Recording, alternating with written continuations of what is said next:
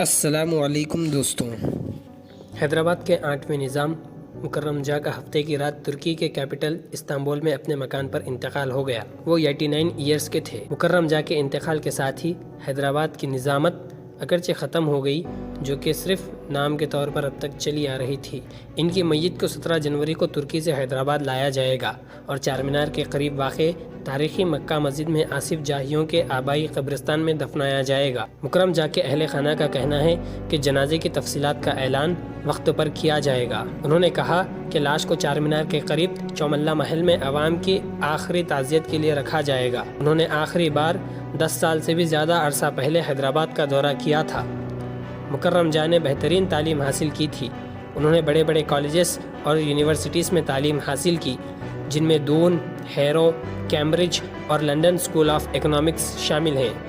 انہوں نے انگلینڈ کی رائل ملٹری اکیڈمی سینڈہسٹ میں بھی ٹریننگ حاصل کی۔ ویڈیو میں آگے بڑھنے سے پہلے ایک گزارش ہے کہ اس ویڈیو کو لائک کر دیں اور چینل کو سبسکرائب کر کے بیل کے آئیکن کو بھی کلک کر دیں۔ 6 اکتوبر 1933 کو نیس، فرانس میں شہزادہ اعظم جاہ اور شہزادی در شیور کے ہاں میر برکت علی خان پیدا ہوئے۔ مکرم جاہ کو ان کے دادا اور نظام دی سیونتھ میر عثمان علی خان نے آصف جاہی خاندان کا جانشین بنایا۔ نظام نے مکرم جاہ کو اپنا جانشین بنانے کے لیے اپنے بیٹوں تک کو نظر انداز کر دیا تھا۔ نظام سیونتھ کی موت کے بعد مکرم جاہ کو 1969 میں مرکزی حکومت نے حیدرآباد اور برار کے 8ویں نظام کے طور پر تسلیم کیا تھا۔ ان کی باضابطہ طور پر 24 فروری 1967 کو حیدرآباد کے 8ویں نظام کے طور پر تاج پوشی ہوئی۔ ان کا مکمل سرکاری لقب عالی شان شہزادہ رستم الدوراں ارسطو الزماں والممالک آصف جاہ ہشتم مظفر الممالک نظام الدین ملک نظام الدین دولہ نواب میر برکت علی خان صدیقی بہادر سپہ سالار فتح جنگ نظام تھا۔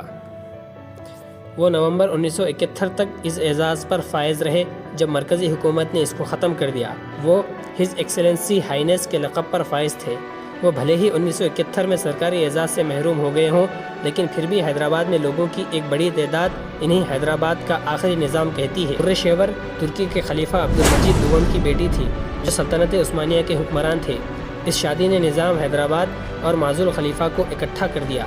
مکرم جاہ مسلمانوں کے روحانی پیشوا خلیفہ بن چکے ہوتے۔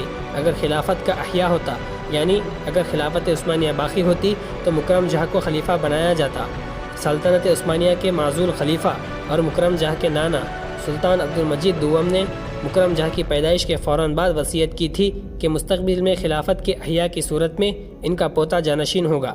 مکرم جاہ کی تاج پوشی کی گولڈن جوبلی 2017 میں منائی گئی۔ وہ حیدرآباد میں کافی مقبول تھے۔ چوملہ پر مکرم جاہ کی تاج پوشی کی تقریب ہو رہی تھی۔ ہزاروں لوگ باہر انتظار کر رہے تھے۔ جب وہ کھلی جیپ میں باہر آئے تو کنگ کوٹھی پیلیس کے راستے میں لوگوں نے ان کا استقبال کیا۔ یہ ایک وسیع تقریب تھی جو مغل بادشاہوں کی تاج پوشی سے ملتی جلتی تھی۔ مغل دربار کی روایت تھی کہ معززین فرش پر بیٹھتے ہیں جبکہ حکمران تخت پر بیٹھتے ہیں۔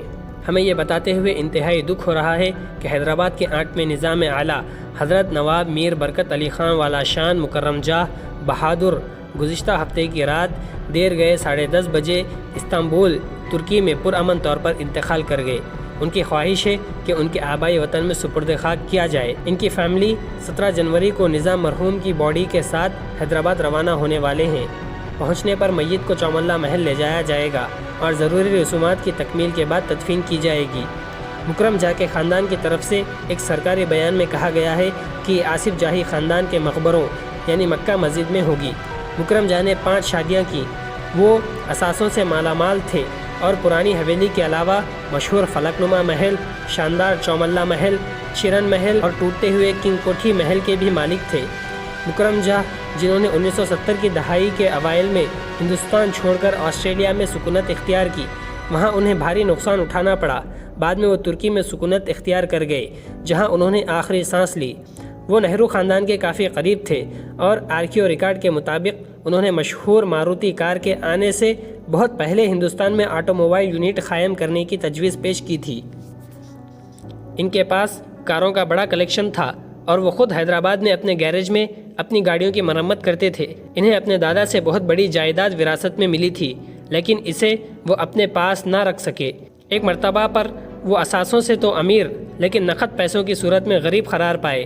ان کی وراثت میں ملنے والی جائیداد میں انمول زیورات بھی شامل تھے جو حکومت ہند کو فروخت کیے گئے، اور 12 کلو گرام سونے کا سکہ جو آخری بار 1987 میں یورپ کے ایک بینک میں دیکھا گیا تھا وہ بھی شامل تھا، جو کہ دنیا کا واحد ایک ایسا ہیرا تھا۔ اسے نظام ہیرا بھی وراثت میں ملا لیکن اس کا پتہ نہیں چل سکا۔ مکرم جہاں کے لیے ایک تسلی یہ تھی کہ لندن کی ایک عدالت نے ان کے حق میں اور اس کے بھائی اور حکومت ہند کے طویل عرصے سے زیر التوا نظام رقم یا حیدرآباد فنڈ کیس کا فیصلہ دیا جو ہائی کمشنر کے اکاؤنٹ میں 10 لاکھ پاؤنڈز کی منتقلی سے متعلق تھا۔ 1948 میں پولیس ایکشن سے پہلے برٹن میں پاکستان کی رقم بڑھ کر 35 ملین پاؤنڈ ہو گئی۔ تو دوستوں، یہ تھی کہانی ہمارے حیدرآباد کے آخری نظام کی، جو کہ سلطنت عثمانیہ کے آخری سلطان عبدالحمید کے نواسے بھی ہوتے تھے۔ یہ بات ہمارے لیے قابل فخر ہے کہ سلطنت عثمانیہ، جو کہ مسلمانوں کی سب سے بڑی سلطنت تھی، اس کے ہمارے ہندوستان کے ساتھ گہرے تعلقات تھے، اور خصوصاً ہمارے حیدرآباد کے ساتھ کہ ان کے وارث ہمارے نظام کے پوتے بھی تھے، اور اگر خلافت عثمانیہ اور باقی رہتی تو سلطان عبدالحمید نے وصیت کی تھی کہ مکرم جہاں کو خلیفہ بنایا جائے۔